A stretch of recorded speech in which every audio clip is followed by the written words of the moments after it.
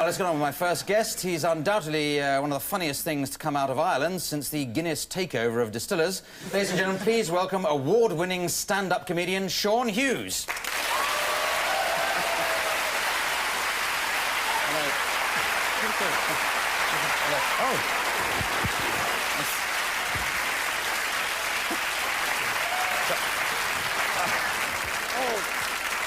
We're not on This Is Your Life, you know. We have to... I like a hug from you, big fella. Come on. Big fella. Now, do all Irishmen do that? Because Terry Wogan's act was always to... Hey, come on. We go back. We do go back. We were in Montreal together this year. Yeah. That was very exciting. It was a lovely holiday, I thought. It was. Why to go on holiday with you, I don't know. We should have brought your wife, I thought, but, yes. you know, we can have our own fun. Unfortunately, Channel 4 was paying for it, as far as I was concerned, but that was the comedy festival. But since then, you've been in a film, which I'm afraid I only discovered too late for me to go and see it. You're in the, what is it, the Old Contemptibles, the Commitments? Yeah, that's the fella, yeah. Yeah. I've said it before, Jimmy, and I'll say it again. I'm very, very excited. But tell us, is there any problems with the band? Because they were slagging you off a bit up there, weren't they? No, Dave. You know how it is. First rule of rock and roll. Once they get a taste, they become overnight arseholes. Arseholes, you don't have to tell me, isn't everybody in rock and roll an arsehole?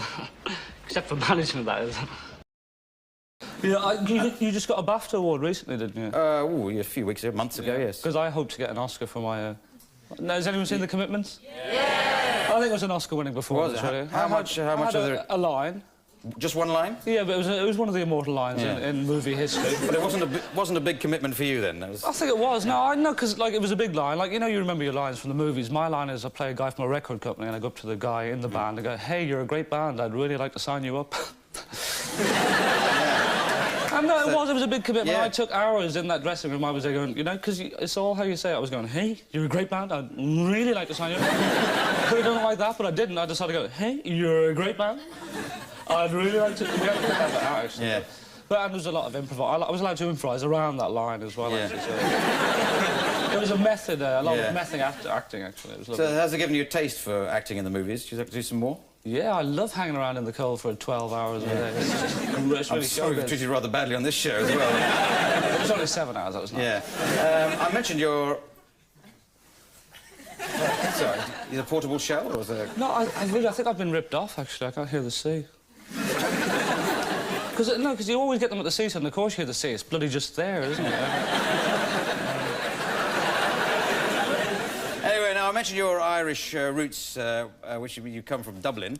Do you find it different being in London from Dublin? Yeah, you have to do that all the time. I don't know what... yeah, well, Dublin's very mellow, actually, as you know. Like, the street signs into Dublin saying Dublin 2 or 3 miles. You know, and you kind of... And also, because London's very fast, like, you know, people don't talk to each other in London. They're always too busy, like, you know, they're always... Like, these kids being born and saying, come on, cut the cord, for God's sake, I've got coals to make.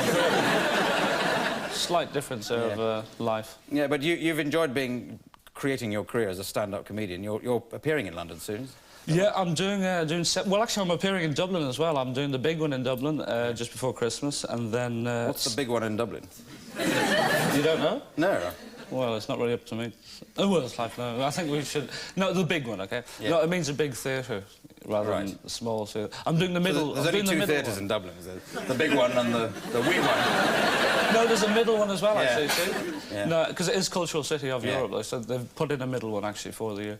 But no, I'm doing 7 nights at the Purcell Rooms, and that's in London. Yes. Actually, it's just around the corner, isn't it? Well, you can probably go on after this show and do it. Hey, let's do it together. Yeah, why not? There's a great place. Because Clive did a bit of stand-up in Montreal, I'll have you know, and did very well. Yeah, well, that's coming on... That's coming on Channel 4 later on. When they've put on all the laughter. Oh, I hope so. Yes, they're working on it now. All right. I'll watch you. I'm getting on to less controversial things. Let's not talk about me. We're talking about there's Christmas coming up. Do you go home to Ireland for Christmas, or do you stay in England? Yeah, I told you I was going to go back to Dublin. See, you don't even listen to me there. You said you were performing in Ireland. See, you're just a machine now, aren't you? You're a media machine. Yeah. You have your questions. You don't even listen to the answers either. So, are you going back to Ireland for Christmas, Sean, the old matey? Well, hey, no, I'm going back, actually, yeah, because... No, I'll go back and watch television with my parents, actually. So I'm looking forward... So it's very different in Ireland from England? Very much so. Yeah. Do you get the Queen's broadcast in Ireland? We love it over there, yeah. Really love it. No, actually, I'm looking forward to seeing Top of the Pops at Christmas, actually, because I kind of missed that Bryan Adams song, do you? And the Christmas special Bergerac, oh, really... I can't understand it. Like, Bergerac is based in the tiny, lovely little land of Jersey, and there's a murder there every week, like. I mean, it does wonders for the tourist board. Everyone's going there trying to be... And also The Great Escape as well, Yeah. Christopher's moment, because, like, that's a very believable film, isn't it? Like, 5,000 prisoners in a prisoner of war camp. Who does it get to dig the tunnel?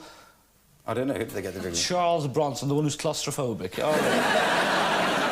Who do they get to the passports? I can't remember. Donald Pleasance, the blind one. Oh. A very believable film, that one. Yeah. But you keep on the pop music thing on the top of the box, because I don't know anything about pop music. I know you're a big Smiths fan, but that means nothing to me. Smiths to me is crisps. Are you still sort of adoring Morrissey and all that stuff? Oh, actually, I like crisps now, so...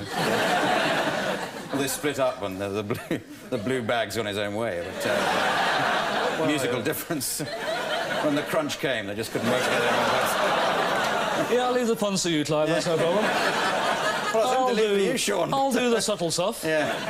Not too subtle, come on. But do you see yourself as a comedian in the same way as rock stars? Do you go around now, you play the big venues, you have the big following of the adoring fans? Is that what attracts you to comedy? If it happened, it'd be gorgeous. I play the grubby little pubs still, and adoring fans, like big bikers who kind of want to tell you all their, sexist jokes and racist jokes afterwards. They're the kind of people I get. And you use all those, because I've seen your acts. Well, you use a lot of them, like, so we tend to split them up between us. Absolutely. Well, it's a joy talking to you. Thank you very much for being with us, Sean Hughes.